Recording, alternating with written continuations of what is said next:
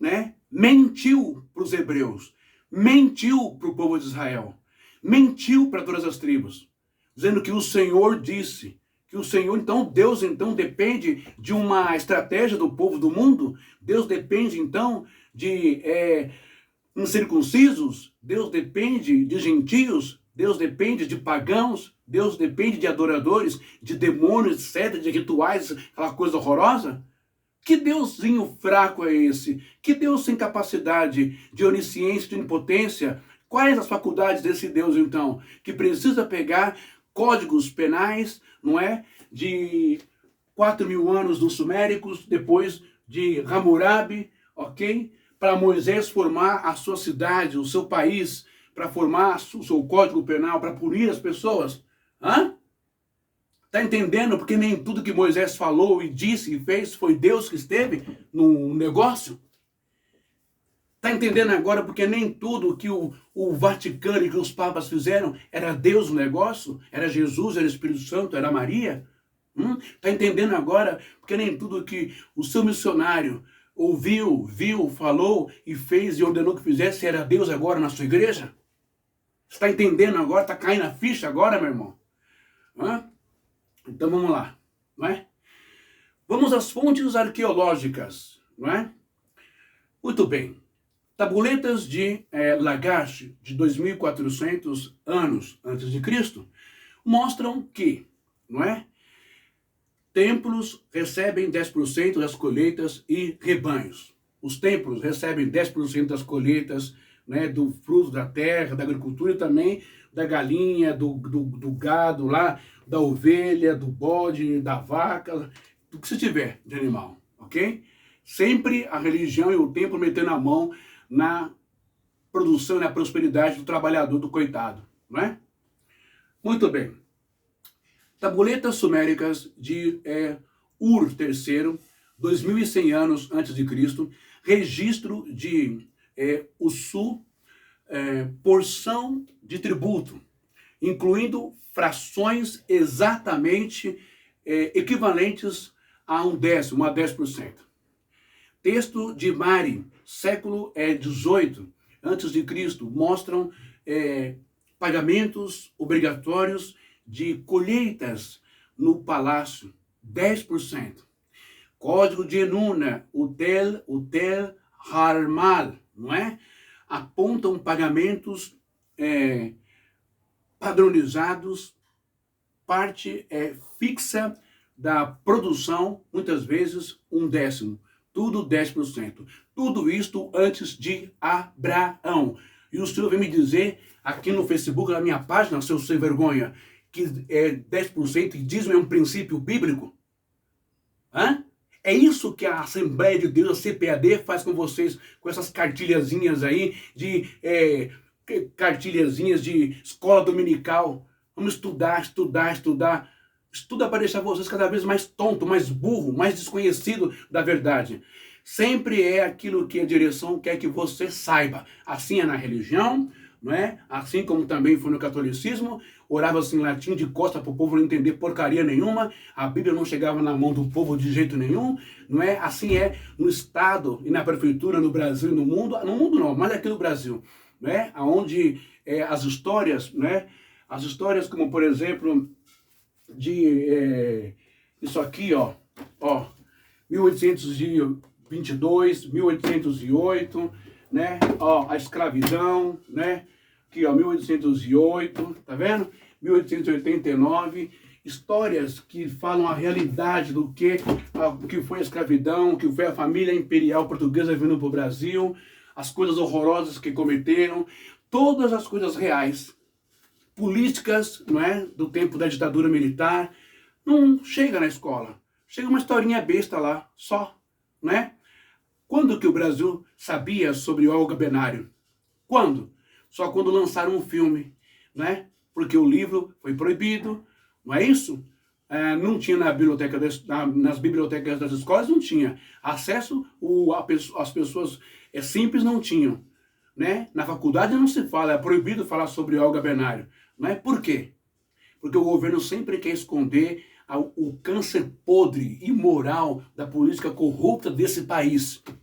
Não é? Então, põe uma cartilha lá, manda o médico distribuir uma cartilha, vai ser isso, assim, nós vamos ensinar isso, aquilo, outro, para ninguém aprender instrução real, para que o brasileiro não cresça como um cidadão do mundo, com uma evolução cognitiva, intelectual, não é? A nível de França, a nível de Alemanha, a nível de Estados Unidos, não. Aqui todo mundo tem que continuar burro e selvagem, idiota e escravo.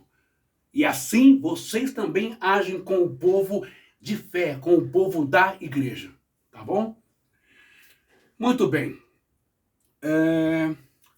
O que isso prova sobre Abraão, não é?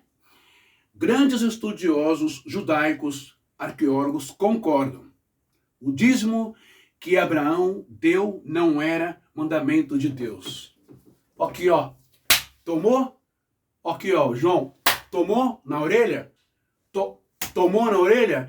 O dízimo que Abraão deu a Melquisedeque, mesmo ele sendo um tipo para Cristo, como rei e sacerdote, não era um dízimo abençoado e nem inspirado por Deus pelo El, que nem era, bom, o tetagrama criado por Moisés, não é? Só para você ter esse conhecimentozinho, você sabe disso.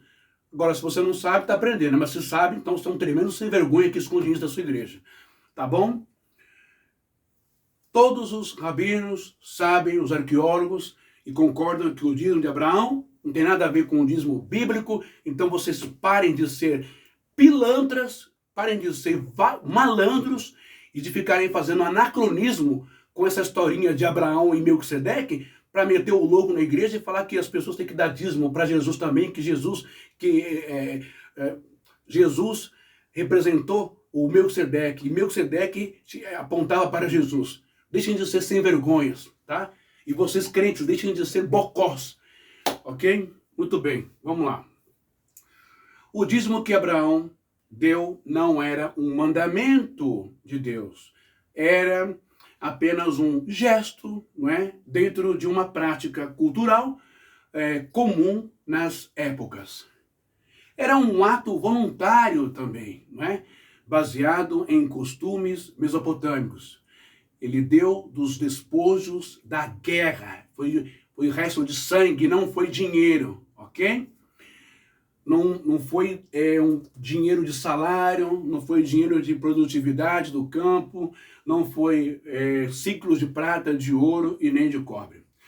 Abraão era da religião de Ur dos Caldeus, juntamente onde essa prática já existia, numa religião pagã, numa religião politeísta, de vários deuses, não é? Pra você ter uma ideia. Bom, quando é que vai aparecer, então, supostamente, Deus, nessa história toda, né?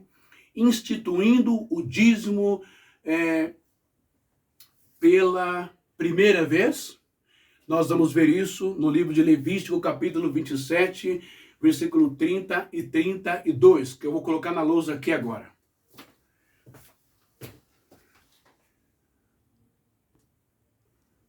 Bom, então, conforme eu falei para vocês, deem só uma olhada aqui, ó.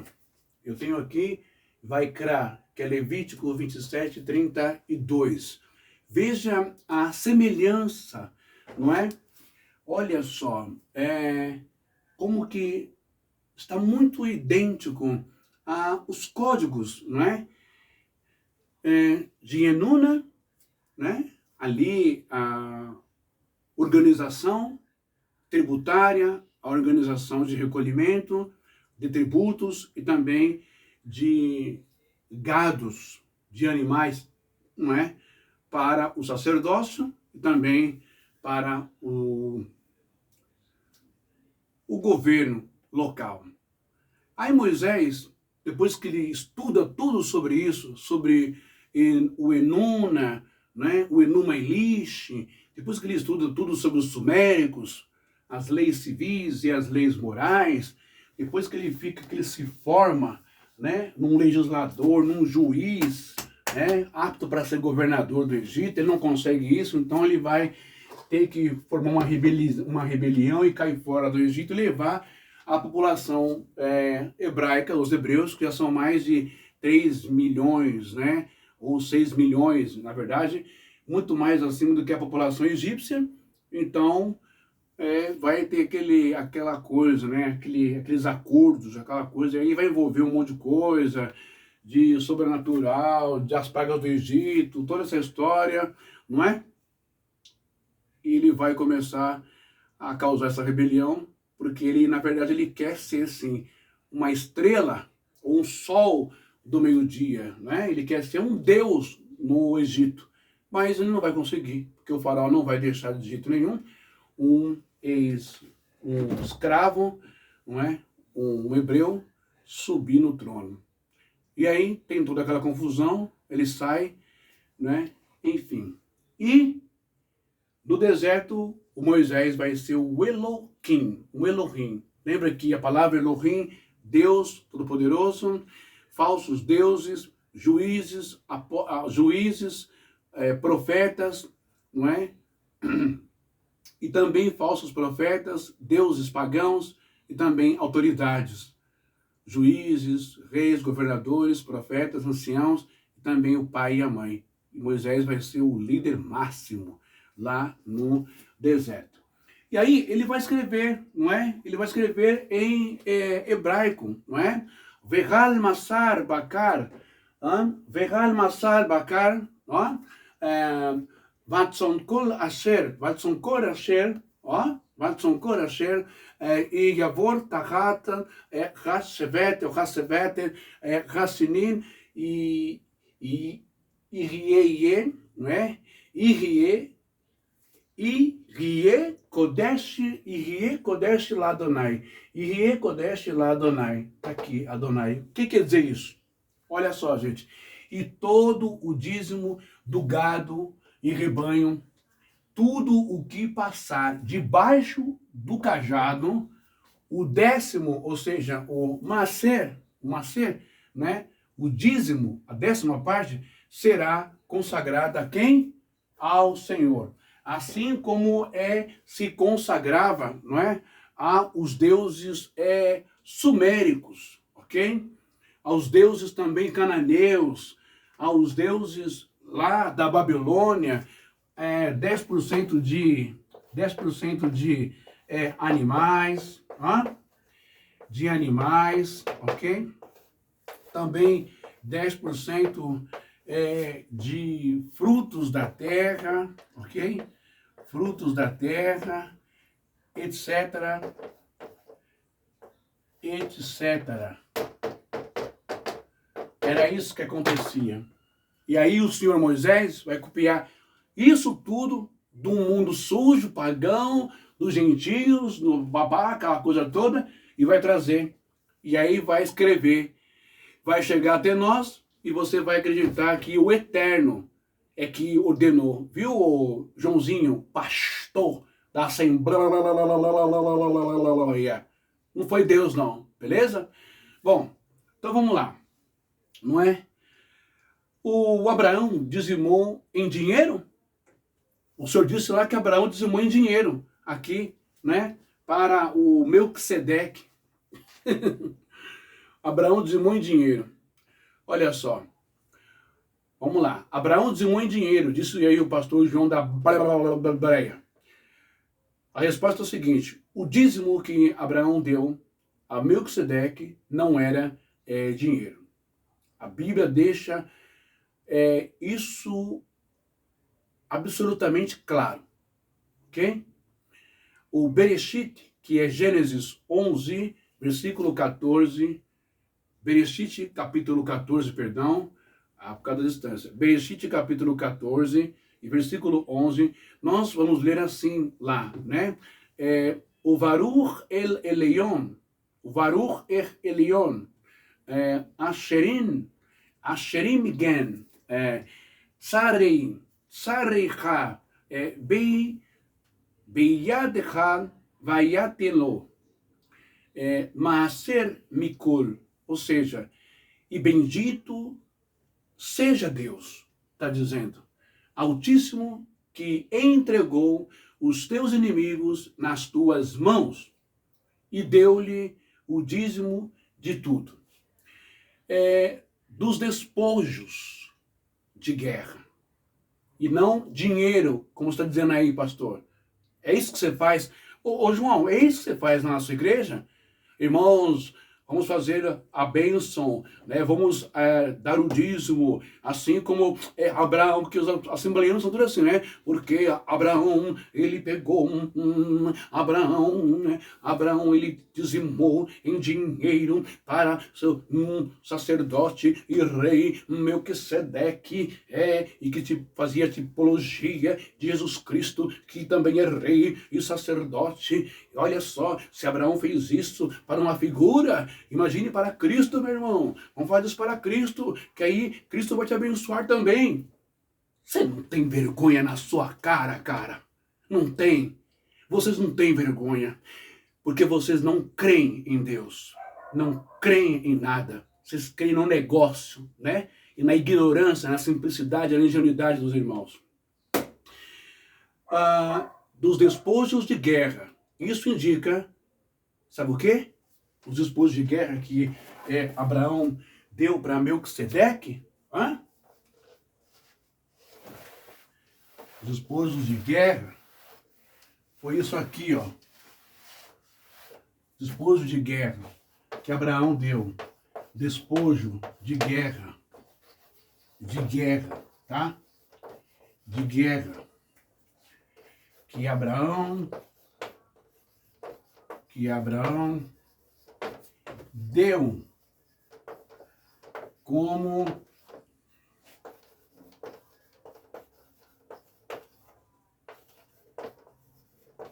dízimo. Foi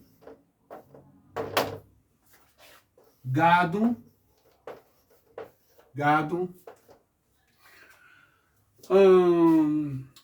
ovelhas, cabras,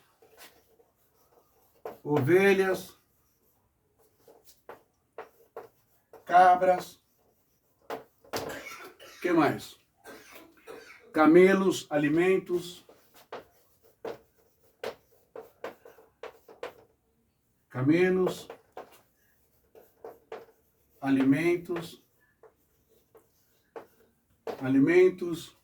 que mais? Bens tomados dos inimigos. Bens tomados dos inimigos. Foi isso que Abraão deu, tá? O pastor João, pseudo-pastor, tá bom? Era tudo material de guerra. Não tinha dinheiro. Prova bíblica que você, João, não é? Citou, porém não soube responder. Ok? Lá no começo você citou que Abraão, lá você disse, ó, né? Porque Abraão, deixa eu ver aqui. Cadê aqui? Lá você cita assim, ó. Abraão dizimou até em dinheiro. Está dizendo lá, tá printado, guardado. Abraão dizimou em dinheiro, não é? Até em dinheiro. Que apanhou nos despojos de guerra. Dizimou a Melquisedeque, uma figura de Cristo. Só que é você falando, se uma figura recebe dízimos, imagine o próprio Cristo. Você é Cristo, seu pastor é Cristo, vocês são Cristos, vocês são Jesus para ficar colhendo o dinheiro dos outros? Vocês são um bando de mentirosos, é isso que vocês são, não é? Muito bem. Olha, eu vou encerrar aqui, tá bom? Essa parte que eu já mostrei aí, e amanhã eu volto, não é? Pra gente falar sobre esse assunto aí, tá bom? Pra gente concluir, tá? Aí amanhã eu volto e a gente dá uma concluída, tá bom? Senão o meu vídeo vai ficar muito carregado no meu pequeno celular, não é? No meu pequeno celular, beleza? Tá bom? E tem um detalhe, só para vocês verem, né? Existe aqui, ó, que eu fiz uma anotação aqui também. O Código de Hammurabi com o Código de Moisés. No Código de Hammurabi, gente, está escrito assim: se a pessoa de um cidadão for surpreendida, pega no flagra, dormindo com outro homem, eles os matarão, os amarrarão, perdão, e os lançarão na água. Se o esposo deixar viver sua esposa, o rei também deixará viver o seu servo. Entendeu? Se a pessoa de um cidadão foi surpreendida, se a mulher casada foi surpreendida com outro homem, não é? Dormindo, e foram pegos ali no flagrante, eles serão amarrados e lançarão os dois na água. Se o esposo deixar viver sua esposa, o rei também deixará viver o seu servo. Agora, sabe o que Moisés? Então parece que o Código de Hammurabi, parece que quem é do mundo, os ímpios, os sujos, parece que quem serve outros deuses tem mais amor e misericórdia no coração. Porque essa mesma lei aqui, olha o que Moisés pegou, como ele incorporou, ele acrescentou. Ele diz assim: se um homem for pego com a mulher de seu próximo, será morto o adúltero e a adúltera, Levítico 20:10, por apedrejamento. Então, que Deus misericordioso é isso? Não é Deus, não é o Senhor, é Moisés. Ele quer impor o caos, o sangue, o pânico, para todo mundo temer a Deus ou a ele? A ele. Tá bom? Amanhã a gente volta, terminando, né? Nós vamos falar amanhã um pouquinho do Hebreus 7:4, não é? E vamos dando os exemplos agora no Novo Testamento. Qual é o dízimo que o sumo sacerdote Jesus ensina para os seus discípulos, apóstolos, para a igreja? Como que a igreja vive esse dízimo, essa bênção maravilhosa, não é? Você vai aprender. Você quer aprender o que é dízimo de verdade? Você vai aprender. E eu te garanto que não é dinheiro para pastor, para cofre da igreja, para bispo, para evangelista, para pagar salário de vagabundo, mentiroso, estelionatário da fé. Tá bom, meu irmão? Que Deus te abençoe. Até amanhã.